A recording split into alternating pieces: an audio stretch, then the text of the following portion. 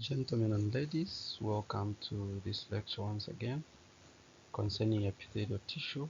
And this sub-unit discusses glands. Glands are considered as part of epithelial tissue. Why? Because actually they originate from epithelial tissue cells and they develop as glandular epithelial tissue, where they'll perform their secretory function, and we are going to look at some of the issues that we may need to pay attention to.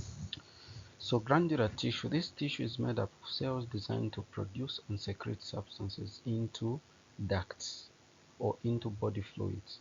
The ducts will be this tube that connects the gland to the surface. Okay, so those glands that are connected to the surface, they will secrete their contents onto the epithelial surface. And those that are not connected to the surface, they will secrete their contents into blood. And if they secrete into blood and affect other tissues, they will be called endocrine glands. So we look at glands that secrete products into the ducts are called exocrine glands, and those that secrete into body fluids and blood are called endocrine glands. Glands can also be classified by ways of how they secrete their products. For example, merocrine glands will release their fluid products by exocytosis.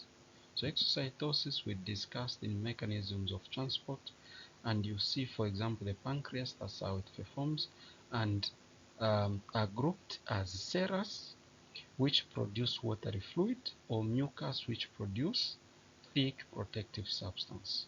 So merocrine glands, which are serous glands, they produce watery fluid, and merocrine glands that are mucus glands, they produce thicker protective substance.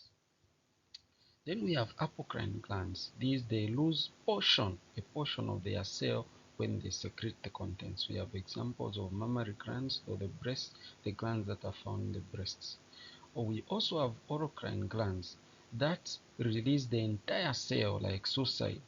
For example, the sebaceous glands in our skin, they secrete by that mechanism. So merocrine, you can see the picture in A, apocrine, the picture in B, and holocrine, the picture in C. Thank you very much. May God bless you in your exams, as you also pray that you'll be able to remember what you're studying. Bye-bye.